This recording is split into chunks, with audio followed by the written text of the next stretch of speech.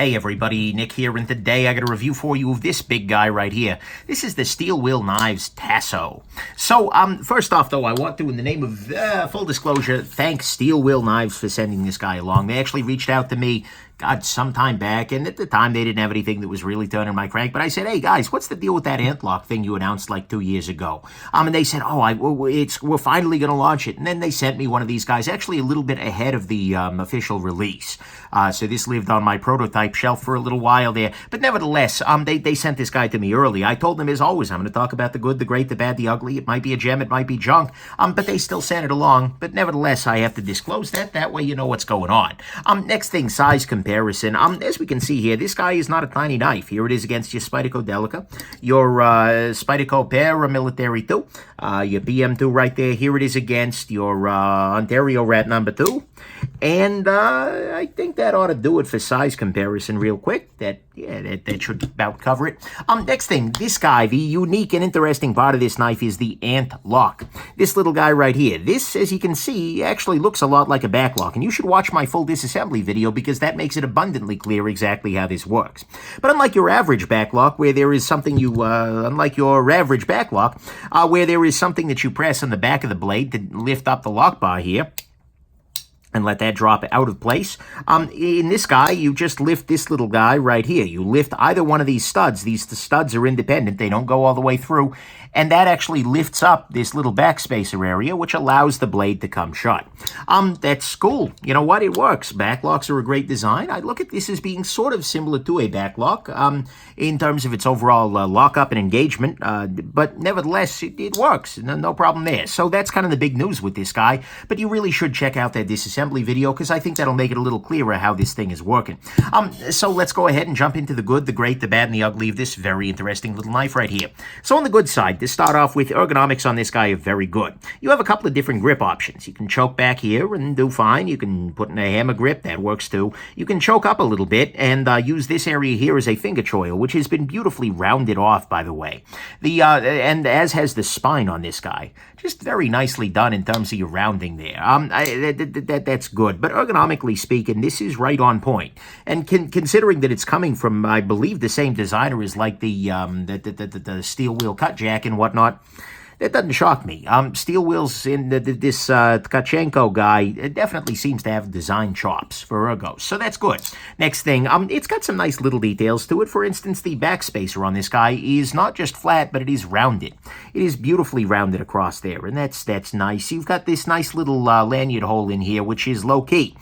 Basically, if you don't look at the back of it here, you don't even know that it's got a lanyard hole, and that's the very best thing a lanyard hole can be, is unobtrusive. It's got a clip that works just fine in the hand with plenty of ramp over here. And it's thick enough here that it doesn't really hurt the ergonomics on it. And that's very good. And you just like the rounded blade spine, the nice thumb studs, which actually are a little bit on a tower, if you can kind of see there. I like, there are a lot of little design touches here that feel a little higher end than you'd expect. Even the Contour G10, nice. So, that's very nice. Next thing, this guy has a great blade shape. Look, not only is it a very attractive blade, with sort of a techno buoy sort of thing going on here, with a flat area down here, a little bit of a belly and a tip here that is sufficiently robust for poking sorts of tasks, but that does the trick. But it has a very nice finish on it as well. You can see here that it is partly mirrored, which is nice, and it just overall, look, it's a nice thing, coupled with the laser engraving on there, and the fact, of course, that it's made out of M390 steel, which is among the very best steels out there, and, heat treats vary and whatnot, but M390 is a good chemical to start with.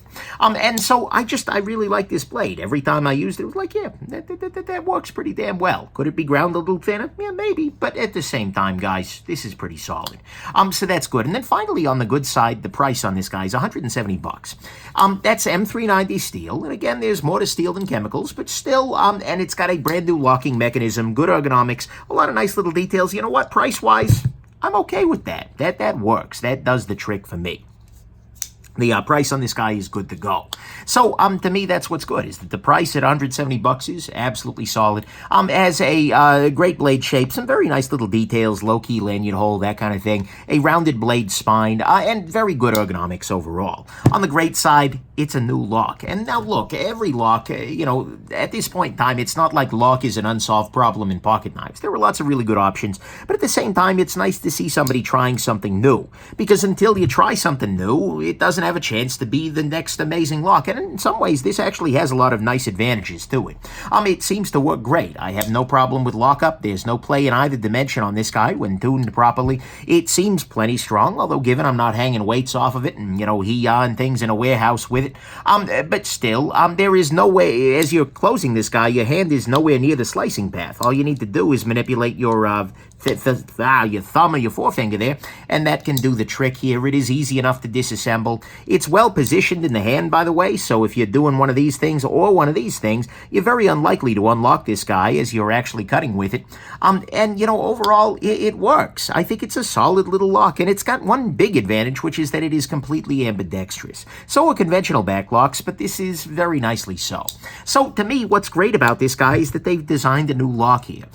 It works just fine. I haven't tried it out in the swamp, the mudlands with sand all up inside there getting everywhere, angering Anakin Skywalker. No, none of that stuff is there. But at the same time, it works. In my everyday life, this new lock works like a charm. So that's great. And to me, that is the great, is that they're trying a brand new locking mechanism, and boy, do we need to see more of that out in the world. On the bad side, to start with, the handle design is very vanilla. If you look at the front of this guy, it's a kind of a cool techno buoy sort of affair. If you look at the handle of it, it's just like, oh yeah, it's every other pocket knife ever. Whatever, not a big deal. Next thing, the clip on this guy is a little bit overly tight. I was able to loosen it up a little bit, but yeah, that's definitely a thing. Next thing, the grind on it. Like I said, it's fine, it's okay, but it isn't amazing either. I'd like to see maybe a thinner grind, but I'm really pushing for thin grinds these days. That just tends to make life better. It didn't ship amazingly sharp either. This guy came directly from Steel Will, and although it will cut, it's not super amazing. I've definitely had sharper knives out of the factory. Next thing, it is only available through Steel Will at the moment. There don't appear to be any people, at least at the time of this review being filmed, there aren't any people dealing it. And in fact, at one point they'd mentioned doing this as an exclusive, sold through them. I don't get it, and I think that considering a lot of folks have had really good experiences over a long term with their local, blade shop, I'm always hesitant to see any kind of an exclusive, even through the manufacturer, but it's, whatever, okay. I put up with that for a lot of smaller brands, I guess. The biggest issue with this guy, unfortunately, is borderline ugly, and that is the action. The action on this guy, it's breaking in, but it's just not great. It's not an amazing action. It is very slow, and, given it's a backlock, I kind of get it at some level, but it's just not very good. It's very stick-slippy, and it really feels like in order to have no play with this particular knife, I need to have it so tight that there's a fair amount of compressive force on the blade here. The action is just not great. I can absolutely flick it open and pull it back shut with a fair amount of wrist and momentum. But I'm not loving doing it. So, to me at least, that's the bad here, is that the action just isn't great. It's only available through Steel Will. It didn't ship super sharp. The grind isn't amazing. The clip is over tight, and the handle's a little vanilla. On the ugly front, there's only one ugly issue, and some people would disagree about the uglitude here, but unfortunately, the clip on this guy is not ambidextrous. It makes sense, because the clip would have to be, the clip is rounded. It's shaped like that, so you'd have to do two clips. The thing is, they have made a knife that is completely and totally ambidextrous. Ambi studs, ambi unlocking mechanism, ambi every other damn thing except the clip. So this is sort of more than usual a little bit of a screw you to the lefty audience. I'd love to see for them to at least, include the second clip and drill the holes or something like that, because I think this could be a very interesting option for the lefties.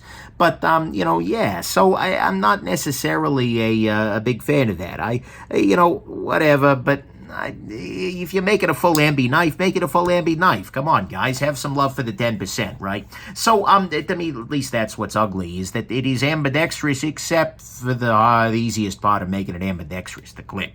So, final conclusion, this does something new. And, yeah, we need that. Holy crap, do we need that. Walking around Blade Show, I just came back from Blade Show like a couple of days ago, and there was a whole lot of the same old. And so it was really refreshing to see a company there with a new lock, with something that was different, and something that is actually available, and something that seems to work well. And I really do applaud Steel Will for trying something new and accompanying it with a very nice blade, a good design, ergonomically speaking, and a very fine price. This is a fine knife, 100%, and for a brand new lock host piece, yeah, That's good. That's solid.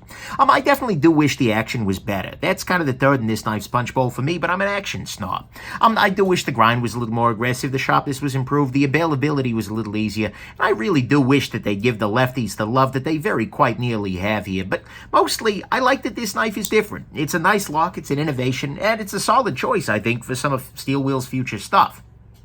So, I think overall my feeling is that the Tasso here is a fine knife, and for the price, you know what? It's a very reasonable choice. If you want to try something different, you want something that is relatively well done, and if you're not a super crazy action snob, this is a very, very fine knife. It's something I would be very happy to hand to somebody who, who's a knife or who's not necessarily a knife person. They'd probably love it.